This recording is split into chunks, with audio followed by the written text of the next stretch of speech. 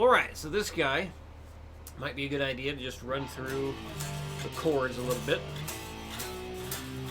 Just familiarize your hands with where you need to go.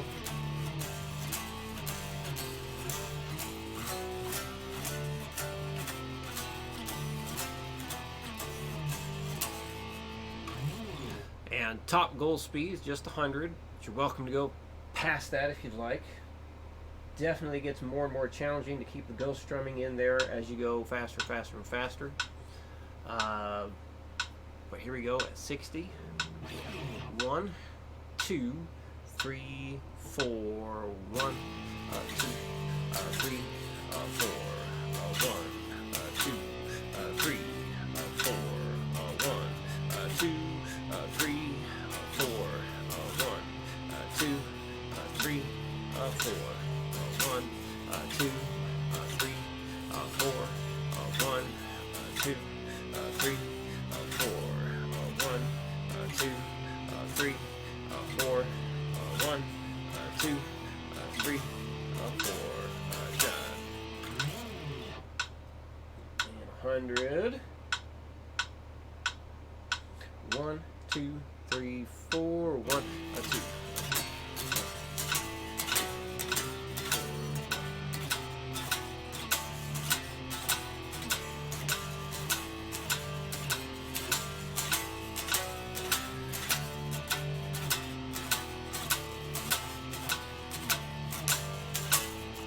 Definitely got to concentrate a lot on that. Also because you're constantly changing chords there. But I thought it'd be a good challenge for you. Not too challenging, just enough. Get the old brain extra wrinkly. Alright, this guy. So I mentioned this is a rhythm easing you into another one where there will be no playing on the downbeat. So basically, this right here, that's what it's gonna be. So, it's easing on in. So here we go at the old 60. 1, 2, 3, 4. 1 and 3 and 1 and 3 and 1 and 3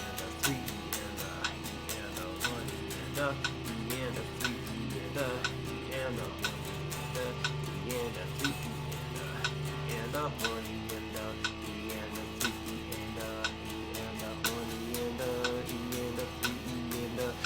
and a 1 and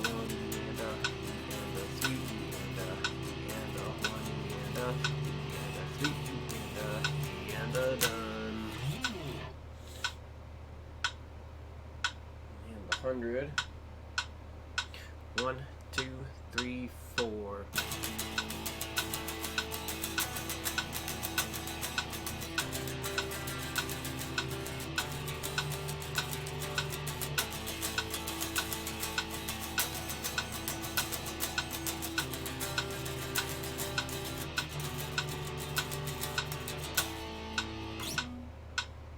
Now I noticed for the G/B chord, you used your pinky there.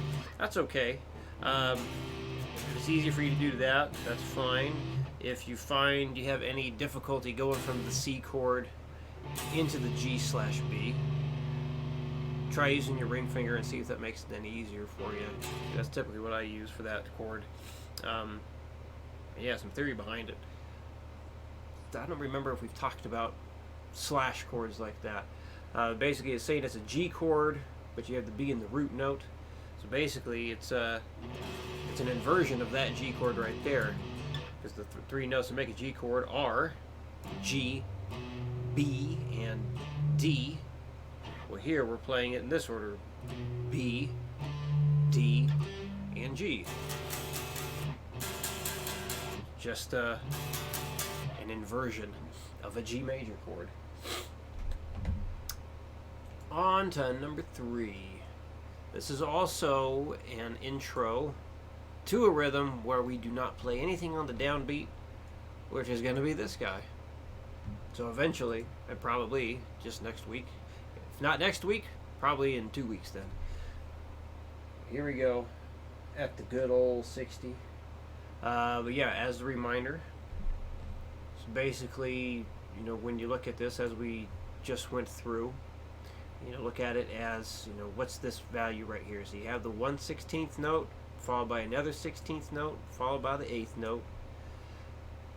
And you want to think of it, you would pay attention to the downbeat here. Even though we're not playing on it, it's still important to pay attention to it. So yeah, this would be the 2, E and over here, but we're just playing on the E and the and. So I think, as I mentioned, doing it this way just makes it easier to see it. So let's see. Let me just add it down here. It'll be a little bit easier. So let's say you wanted to do the same rhythm. Scroll up a little bit so we can see the nice looking one up above it.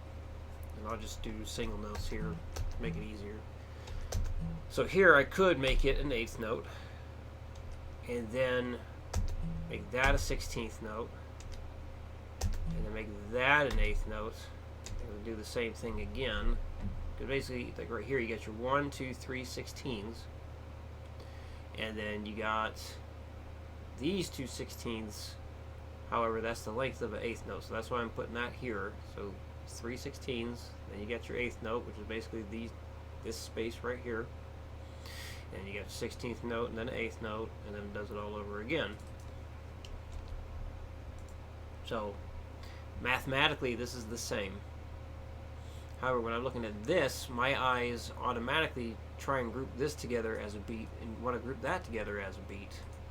So, yeah, that's why we do it this way, so it makes it much easier to see where the downbeats are. Now, fair warning, you may end up seeing something just like this. Again, mathematically it's correct, so somebody transcribing something may actually do it this way. Either to be a jackass, they'll do it that way, or perhaps because they don't know about grouping the notes together in such a fashion in order to make it easier for the reader to comprehend what's supposed to be played. So, there we go. Alright, now let's get to playing it. Alright, 60 beats a minute. 1, 2, 3, 4. 1 E and a E and 3 E and a E and 1 E and a E and 3 E and a E and 1 E and a E and 3 E and a E and 1 E and a E and 3 E and a E and 1 E and a E and 3 E and a E and 1 E and a E and 3 E and a E and 1 E and a E and 3 E and a E and 1 E and a E and 3 E and a and the 100. 1, 2, 3, 4.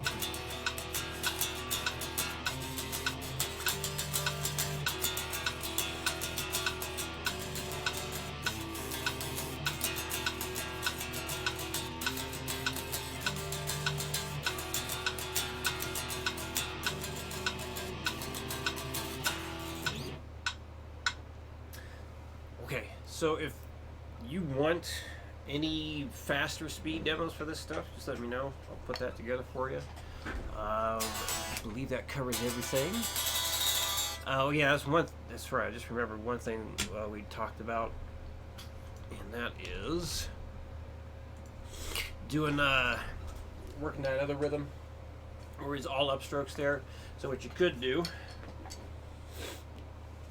you can do this with the metronome. So slowly, do the 60 again, but just basically kind of like learning to hear this rhythm a little bit different. I mean, you did play this rhythm with the downstroke on the downbeat before, where you had the 16th note, 8th note, 16th note. You had the 1E, 2E, 3E, 4E, 1E, 2E, 3E, 4E. So you did do that one. So it's basically kind of like that. You just take out the down strum, and then you have your 1E, 2E, so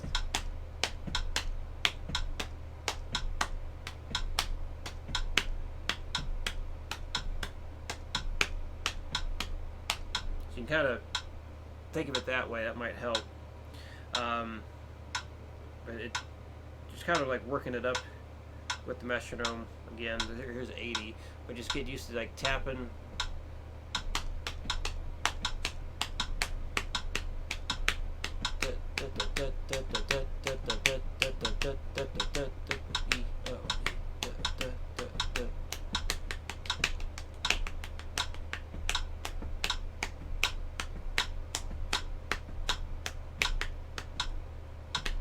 What am I doing? Trying to get back to that rhythm. 1 E, 2 E, 3 E, 4 E, E, E, E, E. So something like that might help. So yeah, here's 100. You may even want to start with that rhythm to 1 E, 2 E, 3 E, 4 E.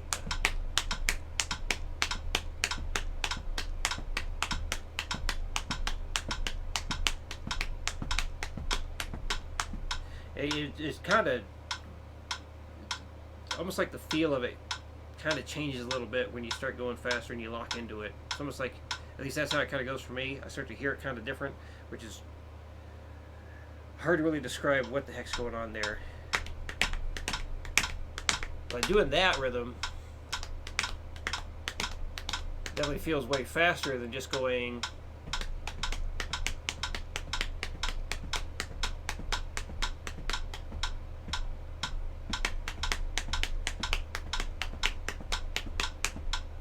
But that's because I'm not doing those two really fast slaps anymore. I think what changes for me is it feels like one of the slaps changes to the downbeat, even though it's technically not. This is still the downbeat. Yeah, it's like the slap wants to turn into the down, but anyway, that's something you could try if you'd like to get better at the rhythm. Just kind of lock into it that way. Of course, yeah, anyway, I think that covers it all now. But let me know if you got any questions, and I'll see you again next week.